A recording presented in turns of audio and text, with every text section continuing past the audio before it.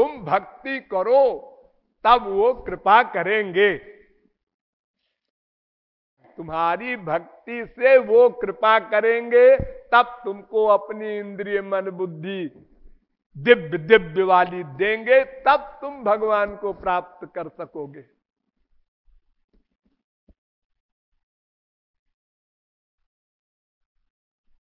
और अगर कोई ज्ञानी, अब आगे बढ़ो, कोई आत्मज्ञानी भक्ति करे और भक्ति से ज्ञान मांगे, ब्रह्म ज्ञान यानी निर्गुण निर्विशेष निराकार ब्रह्म का ज्ञान, तो भगवान दे देंगे।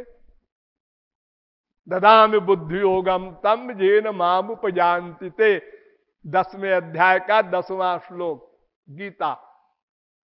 मैं शरणागत को जो निर्गुण निर्विशेष का ज्ञान चाहता है दे देता हूं। वो निर्गुण निर्विशेष निराकार ब्रह्मानंद को पालेगा। श्री कृष्ण कृपा से, ध्यान दो,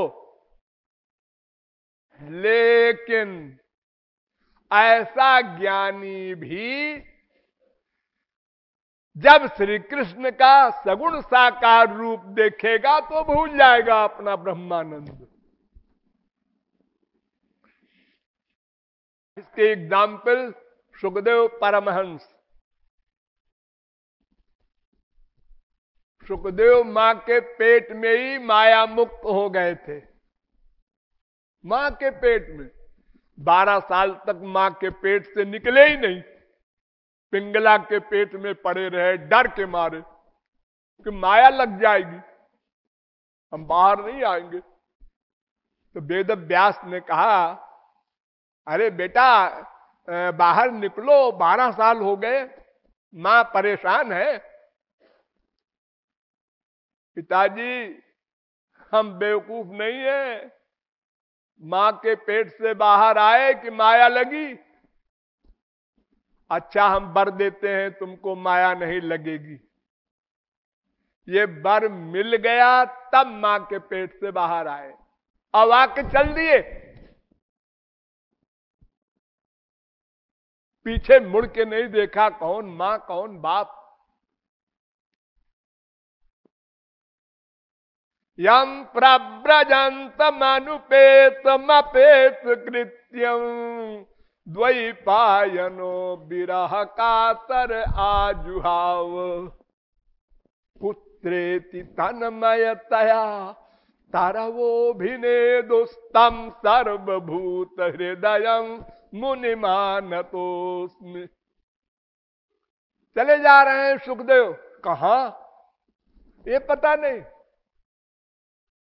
कहां जा रहे हैं ये पता नहीं, जा रहे हैं। तो उनके पीछे पीछे पिताजी उनके वेद व्यास, अरे बेटा सुनो, कान नहीं है, बहरे पैदा हुए थे क्या? नहीं नहीं एक अवस्था होती है ज्ञान की जहां इंद्रिय मन बुद्धि सब जीरो हो जाते हैं और केवल उसको सब जगह ब्रह्म की फीलिंग होती है। ब्रह्म ब्रह्म, तकिया नहीं, ब्रह्म, कोई नहीं, सब ब्रह्म।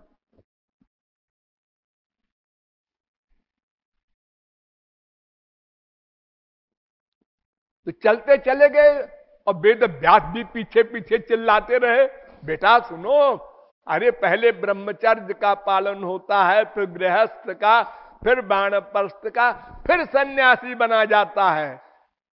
अभी से तुम सन्यासी बन गए?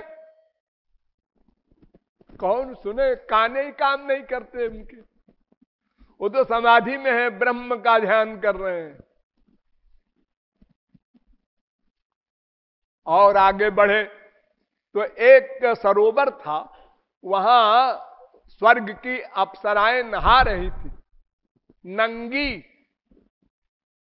बिना वस्त्र के। सुखदेव परमहंस चले गए, उन लोगों ने देखा सुखदेव को, लड़का बड़ा सुंदर है, कहां जा रहा है पता नहीं, जाता होगा, कोई पागल होगा। वो परमहंस जो ऐसे होते हैं वो पागल की तरह रहते हैं, 100% पागल कहेंगे लोग उसको। उसके पीछे पीछे वेद व्यास जा रहे थे, उन्होंने भी देखा नंगी स्त्रियों को और चौंके। उन्होंने कहा तुम लोग नंगी नहा रही हो, बेशरम, ये पाप है, वरुण का अपमान है सरोवर में नंगा नहाना। तो अप्सराओं ने कहा कि पिताजी बुरा न माने तो एक बात कहूं। हाँ कहो। तुम ये सोच रहे हो कि मेरे बेटे के लिए पर्दा नहीं किया और मुझको देख करके और कपड़ा पहनने लगी, मैं बूढ़ा। हाँ पिताजी, उसका रीजन सुन लो। तुम्हारा बेटा परमहंस है और तुम हंस हो। हंस किसे कहते हैं और परमहंस किसे कहते हैं? परमहंस उसे कहते हैं जो हमेशा समाधि में रहे, सब जगह ब्रह्म को रियलाइज करे और कुछ देखे ही ना, कुछ सुने ही ना, कुछ सोचे ही ना। के न कम पश्चेत, के न कम सुनयाद। और हंस किसे कहते हैं? जो देखे तो सब, लेकिन गलत के चक्कर में ना पड़े। देखे, जैसे हंस होता है, दूध हो पानी मिला के रख दो तो वो दूध पी लेगा, पानी निकाल देगा उसमें।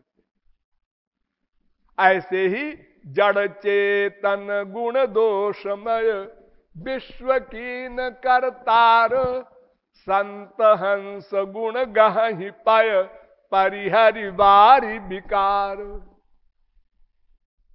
उसको हंस कहते हैं। वो माया से मुक्त दोनों है, लेकिन एक समाधि में डूबा है और एक होश में है। ये गलत है, ये सही है, ये माया है, ये ब्रह्म है। उसके ऊपर माया हावी नहीं हो सकती। इसीलिए बड़े बड़े महापुरुषों ने देखो युद्ध किया, अर्जुन ने करोड़ों मर्डर किए, ध्रुव हैं, प्रहलाद हैं, ब्याह किया, इनके बच्चे हुए, लेकिन माया से परे हैं। ब्रज की गोपियां जो अंतिम अथॉरिटी हैं, महापुरुषों की दादी, सब गृहस्थ में। तो ये हंस है। प्रायः महापुरुष लोग हंस अवस्था में रहते हैं, कभी कभी परमहंस हो जाते हैं जब समाधि में चले जाते हैं। वो सुखदेव परमहंस पत्थर की तरह समाधि लगा के बैठ गए जंगल में। लौट आए वेद व्यास कि ठीक है, जाने दो, गलत तो है नहीं, सही है। वो भगवान के अवतार हैं वेद व्यास, कोई गधे तो है नहीं कि हाँ समझे ना मेरा बेटा छिम गया रोए। ऐसा नहीं।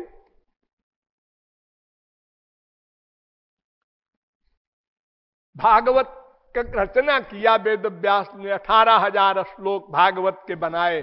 सबके आखिर में 4 लाख श्लोक बनाए थे। महाभारत बनाया और गीता बनाई, वेदांत बनाया और 18 पुराण बनाए, अंत में भागवत बनाया। तो भागवत का एक श्लोक उनके शिष्यों के द्वारा, शिष्य लोग गए थे लकड़ी बीनने जंगल में, तो वहां देखा कि एक सुंदर लड़का पत्थर सरी का बैठा है, उसको हिलाया और कोई असर ही नहीं। वहां के उन्होंने बताया कि महाराज एक लड़का ऐसा बैठा है, वो समझ गए मेरा बेटा है। तो उन्होंने कहा देखो ये श्लोक सुना देना उसके कान में। बरहा पीडम नटवर बपु कर्णयो कर्णिकारम, 10वें स्कंद के 21वें अध्याय का 5वां श्लोक भगवान के श्रृंगार का वर्णन है। ऐसे ऐसे है श्याम सुंदर। वो श्लोक सुना सुखदेव परमहंस ने और आंख खोल दी और देखा ऐसे और फिर बंद कर लिया।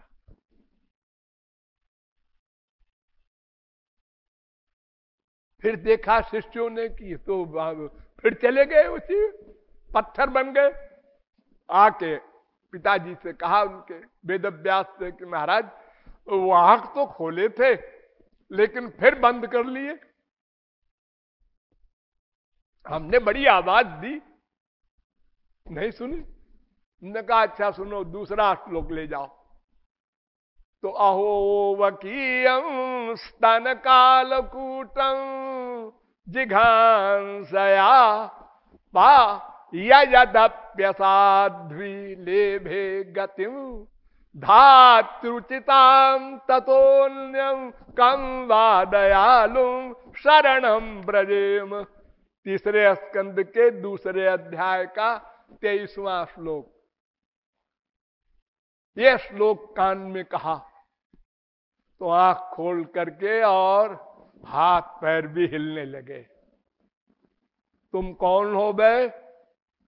मैं आश्रम में रहता हूं यही पास में, वेदव्यास का शिष्य हूं। ओ वेदव्यास तो हमारे पिता हैं। अभी तो लड़का बड़े ठाठ से बात कर रहा। शिष्यों को आश्चर्य हुआ, ये श्लोक कहां से लाए तुम? अरे 18,000 श्लोक ऐसे भागवत के बनाए हैं हमारे पिता गुरुजी ने। अच्छा, उस श्लोक का मतलब समझ लो। हे श्री कृष्ण, जिस पूतना ने, जब तुम 6 दिन के थे तो पूतना ने अपने स्तनों में जहर लगाया, कालकूट जहर, सबसे खतरनाक, छूते ही मर जाए आदमी ऐसा, और तुम्हारे मुंह में स्तन डाल दिया और तुमने पिया और तुम नहीं मरे, वो मर गई। उल्टा हो गया। और इतनी बड़ी पापिनी राक्षसी को तुमने अपना गोलोक दे दिया। लोगों ने पूछा महाराज आप तो अंतर्यामी है, उसके भाव को जानते थे, उसको तो नरक देना था। अरे नहीं, जब उसने अपना स्तन मेरे मुंह में डाल दिया तो वो मेरी मां हो गई। हमने कहा चलो जाओ गोलोक चलो। इतनी दया, इस दया पर विभोर हो गए सुखदेव और अपनी समाधि को भाड़ में डाल दिया। अब आए, पूरी भागवत पढ़ा, फिर परीक्षित को सुनाया और कहा आत्मारामाश्च मुनयो निर्ग्रंथा अप्तुरुक्रमे कुर्वन्ति हैतुकीं भक्ति मित्थम भूत गुणो हरि। आत्माराम पूर्ण काम परमहंस लोग भी श्री कृष्ण के नाम रूप गुण लीला धाम को पाकर अपना ब्रह्म ज्ञान भुला देते हैं। ऐसा विशेष रस वैलक्षण्य है सगुण साकार भगवान में। दूसरे स्कंद के पहले अध्याय का 10वां श्लोक।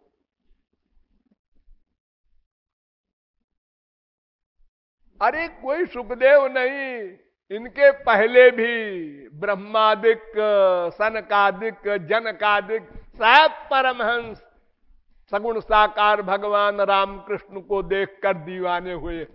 इन्हीं बिलोकत अति अनुरागा बरबस ब्रह्म सुख ही मन त्यागा। जनक का बुरा हाल। तस्यारविंद नयनस्य पदारविंद किंजल्क मिश्र तुलसी मकरंद वायु।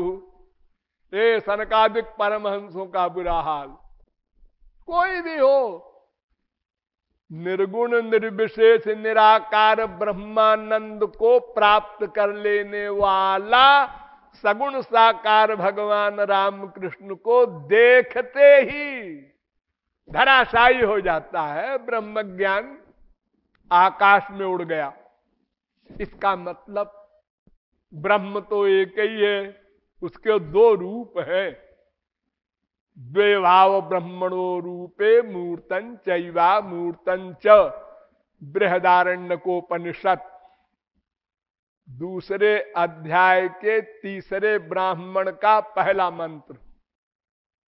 वेद कह रहा है कि दो रूप होते हैं भगवान के, निराकार साकार। और शंकराचार्य ने भी मान लिया, मूर्तं चैवा मूर्तम द्वे एव ब्रह्मणो रूपे। दो रूप हैं ब्रह्म के। स्वयं शंकराचार्य ने भक्ति किया, चारों धाम में भगवान के मंदिर बनवाए। आप लोग वहां जाते हैं बद्रिकाश्रम में, द्वारिका में, जगन्नाथ जी में ये शंकराचार्य के बनवाए हुए मंदिर हैं, सगुण साकार के। और भाष्य में लिख दिया कि सगुण साकार भगवान तो माया विशिष्ट होता है, हमारा निर्गुण निर्विशेष निराकार ब्रह्म वो विशुद्ध है। और स्वयं श्री कृष्ण भक्ति कर रहे हैं, अपनी मां को भक्ति का उपदेश कर रहे हैं। और तो और यहां तक कह रहे हैं कि शुद्धयत ही नान्तरात्मा कृष्ण पदाम्भोज भक्ति मृते।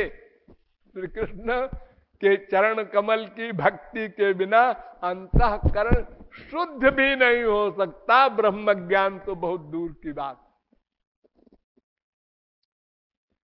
तो इस प्रकार ज्ञानियों की, ब्रह्म ज्ञानी की बात कर रहा हूं, आत्मज्ञानी तो बहुत नीचे गए, उनका तो पतन होता है।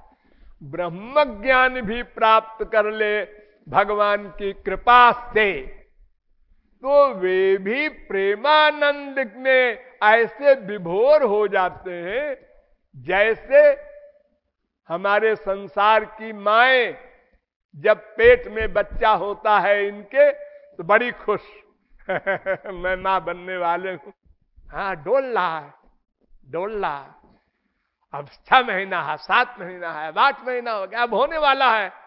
कैसा होगा? बड़ा सुंदर होगा, लड़का होगा कि लड़की होगी? अभी देखा होगा नहीं। अब जब पैदा हुआ और देखा, अब थोड़ी बड़ा हुआ वो लड़का, अब खेलने ओलने लगा, तुतरा के बोलने लगा, भोली भोली बातें करने लगा। अब वो रस पाया जब मां ने। अब उससे पूछो, क्यों मां, ये तुम्हारा जो बच्चा वर्तमान काल में लीलाएं कर रहा है, खेल रहा है, ये अधिक सरस है या जो पेट में था? अरे पेट में था तब तो मुसीबत थी हमारी। ये इस समय का बच्चा बढ़िया सुंदर, देखने में, स्पर्श करने में, इसकी बात सुनने में, सब में बड़ा आनंद आता है। और मां कहती है बड़ा शैतान हो गया है। शैतान माने राक्षस, ऐसे बोलती है माए हमारे देश में। वो कोई बदतमीजी की बात करता है भोलेपन में तो कहते हैं शैतान हो गया है।